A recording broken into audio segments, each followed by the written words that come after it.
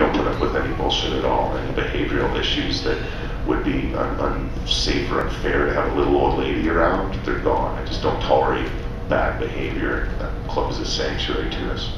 And I do that in part because not only the first raid from this jerk that I cut off, but the second raid was from someone who had been caught reselling our pot downtown. The third raid was from an actual female who assaulted a store owner down the street, and he followed her to our club with his phone, calling the police because she assaulted him.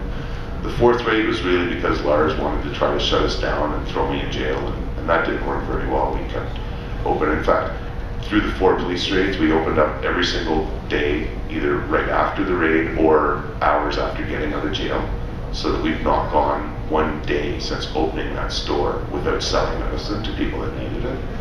So we're really proud of that, and that's partly why the police have backed off, because not only have we just reopened right away and kept doing our job, but the courts have constantly, really backed us up, even to the point like the second trial of the store, and I had just been busted, a couple of years before that for the UVic and cookie trial. So I was in for my 4th set of charges, which included like 6 trafficking charges, and the judge not only put me out on $1,000 bail with very little conditions.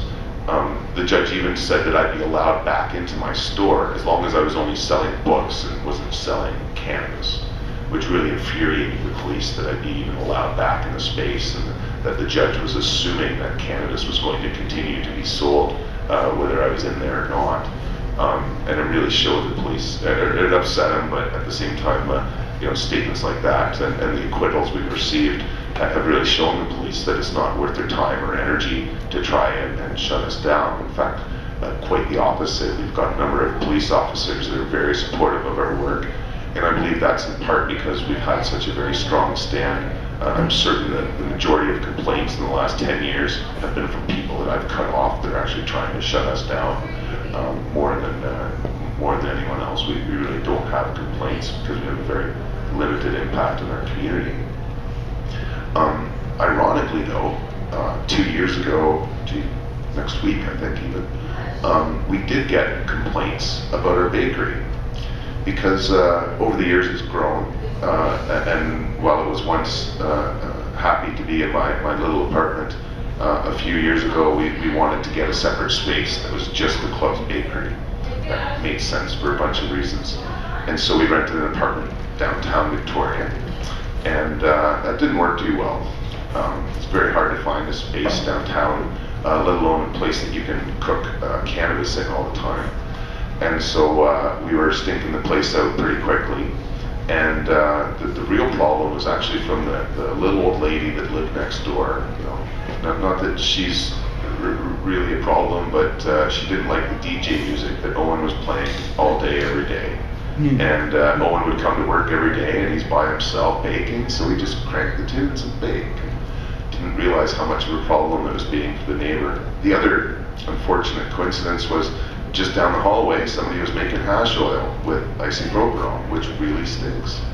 And it gave the impression that we were using that space just to make drugs. It was not a place where people were living, so the little old lady put it together, called the police and the management, who admitted later on that if they knew it was us, they would have given us a much better break.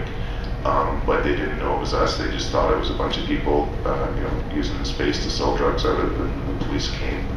Funny enough, one of the 2 cops that came at first is one of the strongest supporters I have in town, and but nevertheless they had to proceed. Owen was very friendly and pretty much opened the door for them and let them in when they asked.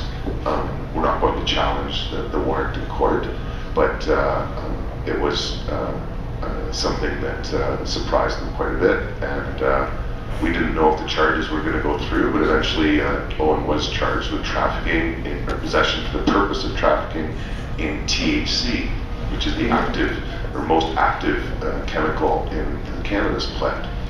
And part of the reason that it's a THC charge is because of our second trial, because I was given an acquittal.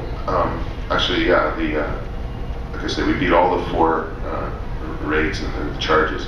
The first one, I was given an acquittal for trafficking cannabis marijuana. Even though there were cookies and other products that were seized in that first raid, the only charge I faced was trafficking in cannabis marijuana.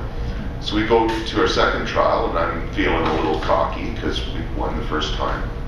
And I didn't think about the fact that there's a charge of selling cannabis resin in the second trial. And most of us equate resin with hashish. I had hash for sale. Ironically, they weren't using the hash as evidence that I had cannabis resin. They were using the cookies and the food and skin products. And that's partly because the standard operating procedures that Health Canada's laboratory uses to test for cannabis resin only need to prove that THC is in fact present to prove that it was cannabis resin somehow. And so the charge had actually also been used in the Watermelons trial. I don't know if you guys know Watermelon. She's a beautiful girl who sells cookies on Wreck Beach. Actually, I think she's been so successful, she has other girls selling cookies on Wreck Beach for her now. But she got busted by some clothed officers on a naked beach, which was kind of funny. But she was eventually acquitted because the fact that they charged her with cannabis resin, and the labs couldn't prove that there's actually cannabis resin in the cookies. So we used her case somewhat, but really not very well, because I was actually convicted of selling cannabis resin in that first trial, because cannabis resin is not included in the MMAR, neither is THC.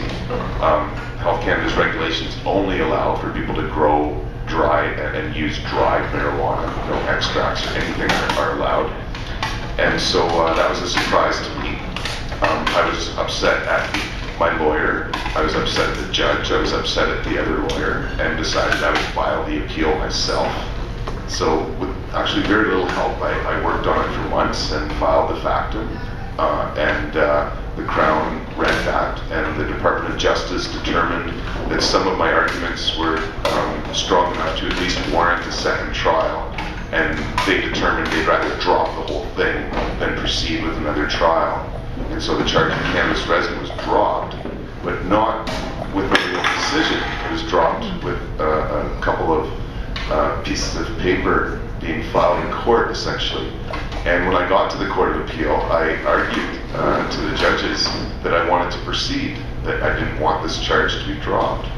And the judges were sympathetic, but they said that they couldn't proceed because the Crown wasn't going to argue anymore. I'd won, and that the charges were being dropped, and that I couldn't, proceed to help change the law anymore, which was a frustration, and is the reason why this current trial is so important to me, because I really feel like the MMAR needs to be amended at the very least to include edible and topical products.